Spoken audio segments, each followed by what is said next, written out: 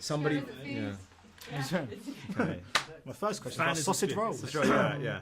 Who wouldn't want a sausage roll? I'm going to begin with you actually, Ian. Yes. It must have been, was it quite odd directing from someone else's script in this instance? Because obviously in the past you've often written your own stuff. What was it like being, in some regards, a sort of director for hire in this? Yeah, it was difficult actually. It was like because I felt almost more pressure because you kind of have to. I mean, we worked on the script together a bit, like I sort of knew it, but I didn't know it like they knew it. And so the guys were on set every day because I really wanted to make sure I was doing justice to their jokes in the same way that I wanted people to do justice to my jokes when I wrote stuff. So it was tough actually. I had to really, I guess, probably thought about it much more than I thought about shooting The In-Betweeners because I felt like I really wanted to bring every single possible bit of the joke out, whereas the other one I sort of instinctively knew what was happening. So yeah, it was certainly different and probably harder, yeah. And Joe, you're playing a character who seems to struggle with getting his heart broken and likes making a bit of a tit of himself. Yes. Seems to be a role that you're quite good at playing. Is Yeah, there a I reason think I knew I could do this role. I mean, it's kind of a film. I suppose he begins in that position, and then by the end he's moved on to something where he's abandoned himself a bit more. So the challenge was really taking it into a place where he'd kind of let himself go a bit. And I think the film begins with someone who's having the sort of reactions to festivals that I would have, and by the end he's there's a sense of abandonment. But yeah, I certainly felt I was really excited about this script. I just thought that I knew they'd do a good job, and it was just such an intrinsically funny idea. But yeah, I'm certainly good in those areas. Yeah, and because I mean, and obviously you guys were shooting at real festivals. I mean, when you go to a festival, you can't even take a picture of about 7 or 8 strangers just going like that. It must have been so difficult shooting a movie. You must have had so many drunk people just coming up to seeing cameras and just seeing it as an opportunity to impress their mates. Yes. Yeah. Yes. Next question. That's exactly what happened. Yeah. No, but I think the thing is, like Jay said, cameras also often quite distant as well. So you're not often. It's not often obvious that you're filming. So like, it just looks like you're sort of free. And then people like, oh, he's not. Yeah. Yeah, but also I think partly it's like it's not a film set. It's a festival. We're there for them, so actually you can sort of do what you want. So it was one of the things where that did happen all the time, but I certainly wasn't even slightly annoyed by it because I was like, well, if we get anything really, we're kind of winning because we've come to the scale and the sense of excitement that you get from festivals, and we couldn't really afford to recreate. So so really anything we were kind of grateful of. Yeah, it was felt more like a documentary at those points. I think it was just more like, this is an amazing kind of phenomenon. I mean, it's to capture that sort of. They are unusual festivals. They're weird events. Like they're so unlike in real life, and to be able to kind of to get any of that, as Ian says, is really exciting. I think film wouldn't have been the same in any way without those real shots. They're like mythical. And when you go to Glastonbury, the second you get there to the moment you leave, it's like you've walked into this mythical village. And when you leave, it's like you have no. It's almost like you feel like you have to change your clocks to a different time. Yeah. No, it's unreal, isn't it? This sort of town has sprung up in the middle of Somerset, and everyone's sort of kind of nice to you, really. Everyone's sort of like polite and drunk and doing their own thing, and it's kind of brilliant. Yeah.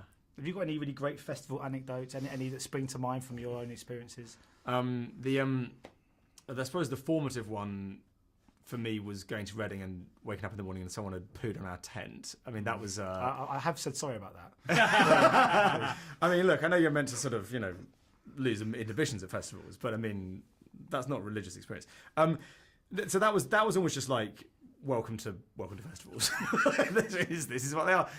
I went to see a band. I spent 3 days at Glastonbury last year trying to convince anybody, literally like strangers I just met, to come and watch this band with me, and nobody would. And so I went quite early, and I was basically down the front, and I drank so much cider and got so excited by the music that I started crying 3 times on my own. And I looked around, and there was basically a space had formed around me because just like a mad man on his own drinking cider, crying. But that was still like one of the best gigs I've ever been to in my entire life. So that's who was it? Father John Misty. In fact, if you watch the BBC footage, you can see me when he crowd surfs because I'm that near the front. I also, by that point, people were moving away from me, so it was easy for me to get nearer. Well, I cried with Noise when Adele came on, and I don't even like Adele. Oh, really? It's just festivals. I saw Adele. We saw Adele from the very back of Glastonbury, actually, me and Damon. It was amazing. Well, you may have already sort of answered this, but I was going to ask what the best ever live show you have seen at a festival. Is there one that springs to mind?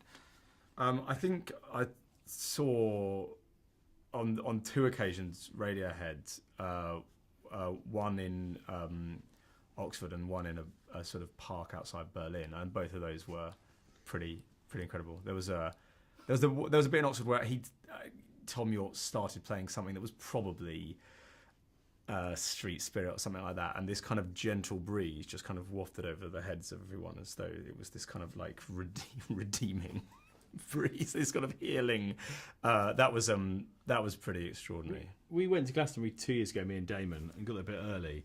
We were there Thursday night, and there weren't many live things on, but there was one guy in one of these tents way down, and it was this guy Koji Radical. And when we came in, nobody was kind of there, and he was sort of just getting into it. And then by the end, the tent was totally full. He had his shirt off, and it was this sort of amazing moment, like somebody performing you've never heard of before, doing something absolutely brilliant, and the real him loving it, and almost in tears. The whole crowd just absolutely, just roaring him on. It was just fantastic. I think that's probably one of the best things I've seen at a festival. Because you have that sort of sense of surprise as well that you get at festivals, I think. And I'm just wondering, in regards to your futures, I mean, they're obviously, I think I saw, just again to go back to in between, I saw Blake Harrison obviously did a dramatic one. I think it was in very English Scandal. Yeah, well, yeah, I think he's done a couple actually where they're quite sort of nasty bastards. I was wondering if you guys do you harbour any kind of ambitions to try more dramatic stuff, or do you feel that you're so kind of well versed and so good at doing comedy that you sort of quite like to just carry on exploring that? I think it's quite interesting, like trying to get a different reaction from people than laughter. Like with comedy, it's just you're spending all day being like, are they going to laugh at that? Are they going to laugh at that? Are they going to laugh at that? And like, and in that in its own way has some real depth to it, I think, because you're really like, where am I going to kind of pull this performance from? Like, and it'd be quite interesting to do that with a different sort of reaction, like try and move people, or I don't know, scare them even. And I guess Fresh Meat that I did, some of that moved more into kind of dramatic territory. But I think anything that connects with people is really what I'd like to do, and comedy is the clearest and most obvious connection, because it's like an audible laugh, or it's like it's a real, you can really tell when something's funny or not. So if something came my way, I'd love to do something serious, but I think comedy is my kind of home, probably. I mean, I'm happy to be working. Just happy to be out, frankly. Yeah, I mean, that's close to me as well. I mean, that's why my beard's so long. They basically haven't let me out the edit for 9 months. I'm like, these people around, stuff's moving. No, I'm just, I love doing comedy. There's a great, I think it's Dolly Parton quote, who I'm going to misquote, where she said something like, it costs a fortune to look this cheap, or something like that. And I sort of feel like that a bit comedy. It's like it takes a lot of money to look this cheap. Takes a lot of money to look this cheap, yeah. It's that kind of same thing I feel with comedy, is that people sort of think maybe it's a lower art form, but actually I think it's quite difficult, and I still quite enjoy the challenge, Brilliant. Well, thanks so much for your time. Thanks so much. Good to see you, man. Cheers, I might see you again.